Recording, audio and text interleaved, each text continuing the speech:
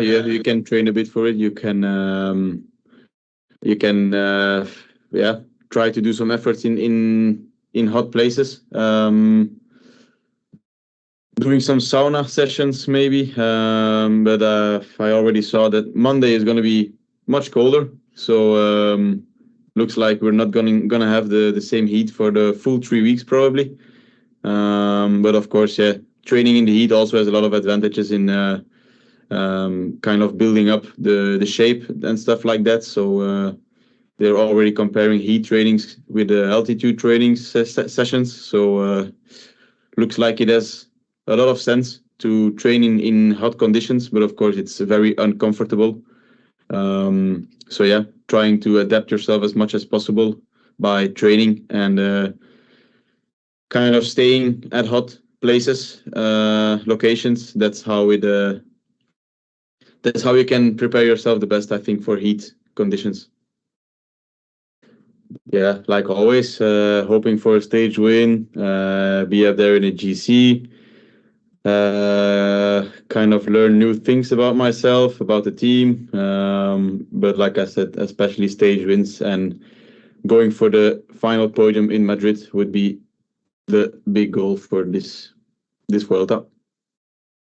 Well, I think I've been there. I've been at Angliru to do the recon of that stage. I did the climb on about race pace, so I know what to come. It's very steep, of course, and I think having seen that finish and the stage in particular is quite a good thing.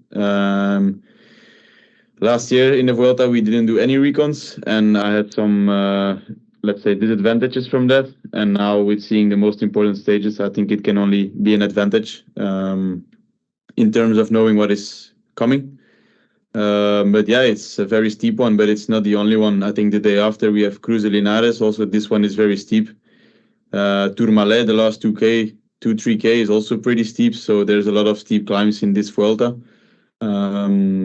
And also very long. So it's, I think it has been good that I saw those stages and that I've been training on longer and steeper climbs in my preparation.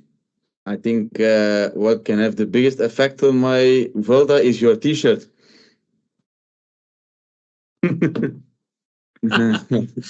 mentioned.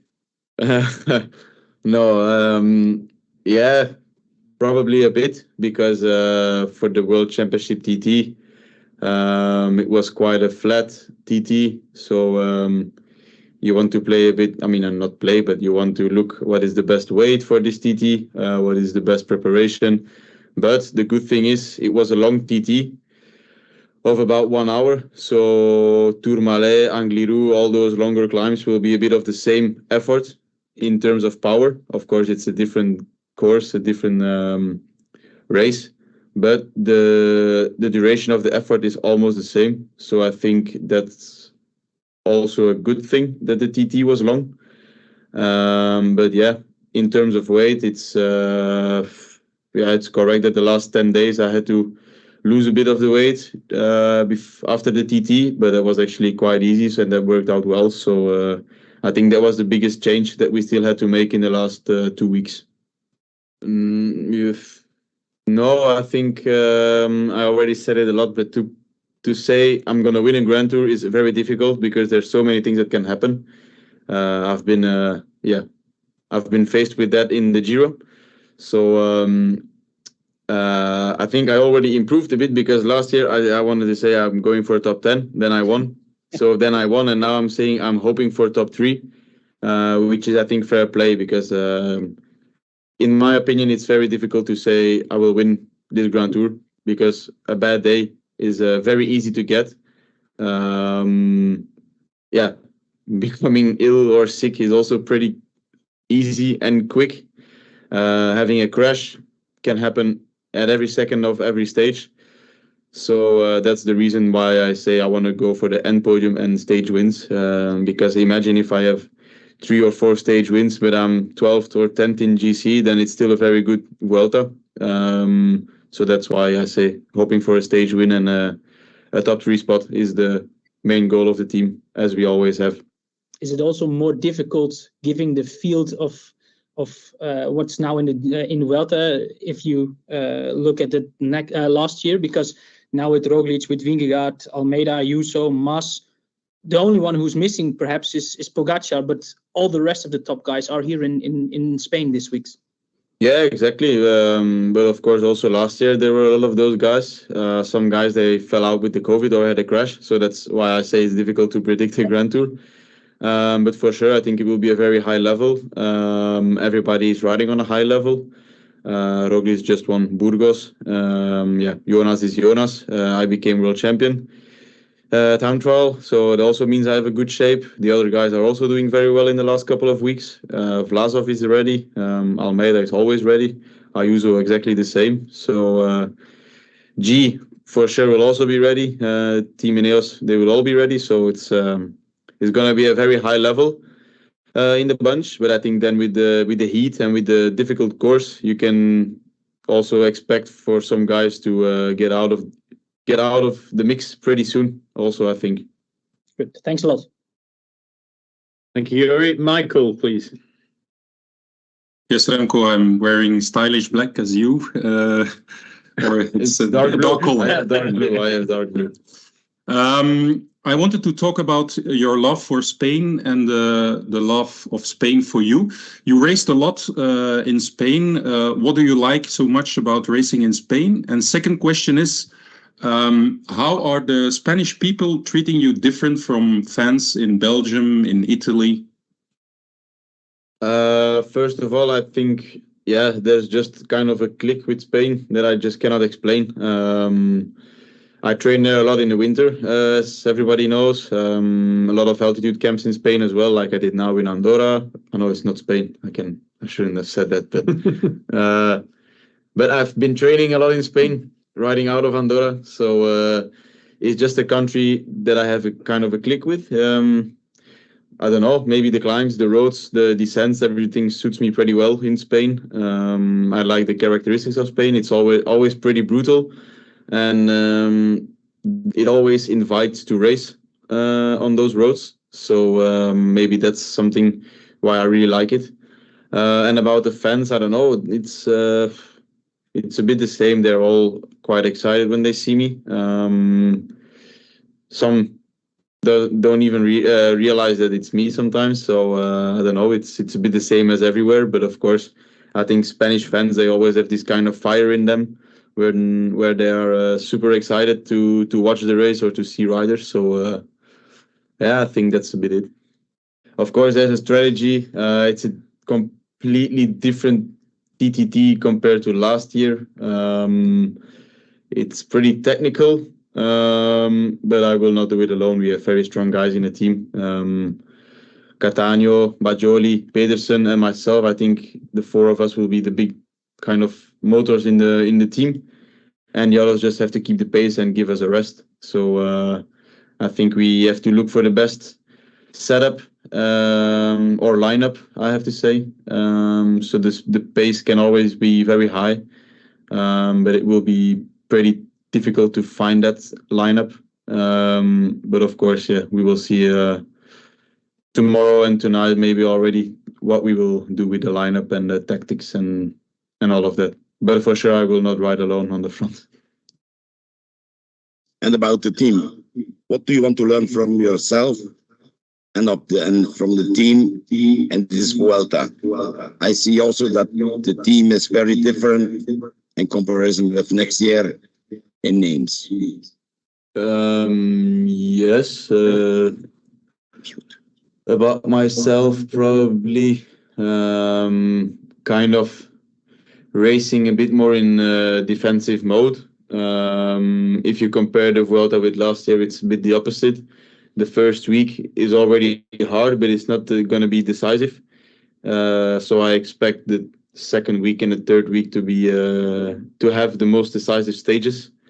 So it's completely the opposite. Then on the other hand, there's teams where you only see big names, and they can really kind of take all the pressure and workload on their shoulders.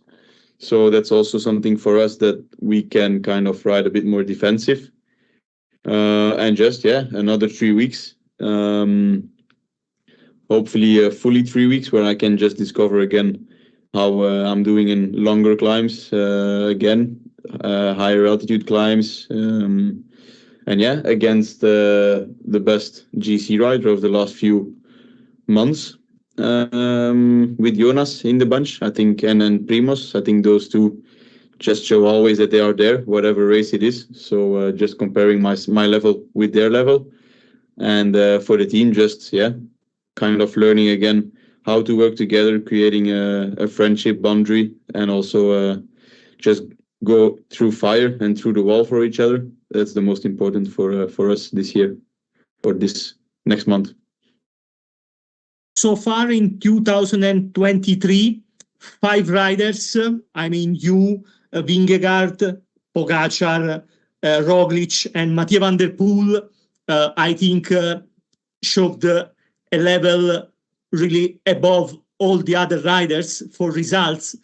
In your opinion, among these 5 riders, who has been so far the best for results in this season? Who has impressed you the most? I think in terms of numbers should be Pogačar, because he has 90 victories, something like this, or 150. No, I don't know. 16, 17 16, victories. I think. 16. Yeah, so he's the most. So I think in terms of results, he's number one. But if we look at the quality of the results, I would say it's Mathieu, because 2 monuments, world champion, second in Flanders, second in E3.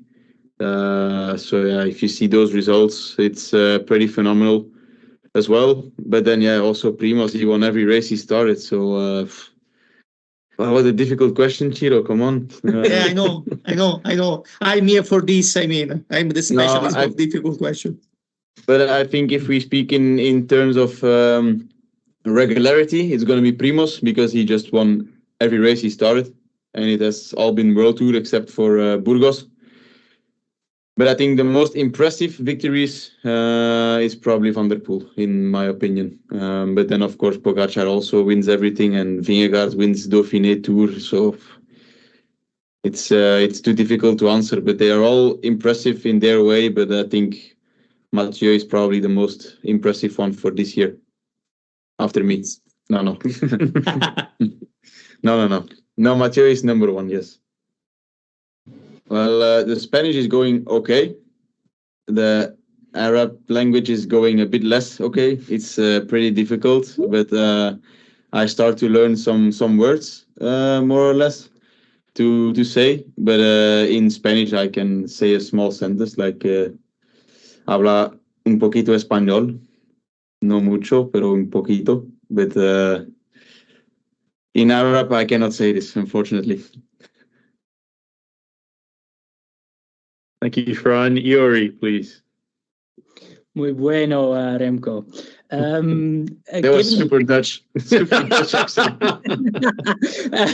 Remco, given the fact you obviously won the Vuelta last year, you came in the first place, I think, after stage 6, and you stayed in the leader's jersey for the whole Vuelta. I know it's always easy for us as journalists to say, you perhaps don't want the jersey that early in the Grand Tour, but is it something that you take with you? Like, if you have the choice, you would get the leader's jersey perhaps a bit later, because all the things you have to do, like press conference, like podium ceremonies, is there something like that you, if the possibility is there, could choose, then you would have the leader's jersey perhaps a little bit later in the Grand Tour? Yes, actually, yes. I think it wouldn't be a lie if I say that in the first 9 days we would not like to have the leader's jersey, and if by accident we get it, to try to give it away as fast and as easy as possible to a rider, which shouldn't be the most dangerous one for the final GC. But of course, a leader's jersey is a leader's jersey, so you also want to try and enjoy it. But I think it's fair if I say that the first 9 days we're not super interested to take the red jersey. And then just one question further. You also are a contender for the best young rider jersey, which also makes the same. You have to do press conference, mixed on everything. In the Giro, you gave away the jersey to Leknesund, I think, who was also in the young riders classification. Can you pick a rider who could be then also taking the white jersey, because then you don't have any responsibilities afterwards? Yeah, true. I think this is something you have to see during the race. If Klaas and Geert and Iljo get the names of the leaders, and we see that somebody that can take the jersey and even the white jersey is in, then that's good. If it's not, then it's just a situation and we have to deal with it. But of course, I'm not very sure that the white jersey has all the same obligations as the red. But of course, yeah, it's very difficult to discuss about this now. But I think we just have to see in the situation about that, especially for the white jersey. Thanks. Okay, we're going to take the last 2 or 3 questions now. We'll go back to Burnley with George. Yeah, well, first off, Remco, I do believe that if Phil hadn't interjected, you would have guessed that it was Burnley. I do believe that. No, I really wanted to say Burnley. There we are. It looks a bit like the logo, like now. Yeah, absolutely. It's a bit older. It's 2005, so when we were a bit younger. But as for my question, I think the tendency when someone like Jonas is announced to start at the World Tour is to say it's a bad thing for Remco because the Tour de France champion, it's another rival. Is there a part of you that likes when big riders like Jonas, obviously Geraint Thomas, you're coming up against them again in Spain? Is there a part of you that enjoys that because, as you've already alluded to, you get to test yourself against the best in the world? Yeah, exactly. And also you can steal with your eyes, you know. It's like he knows how to win the Tour de France, so he probably also knows how to win this Vuelta. So it's a bit of trying to copy as much as possible and take it in my backpack to next year's Tour.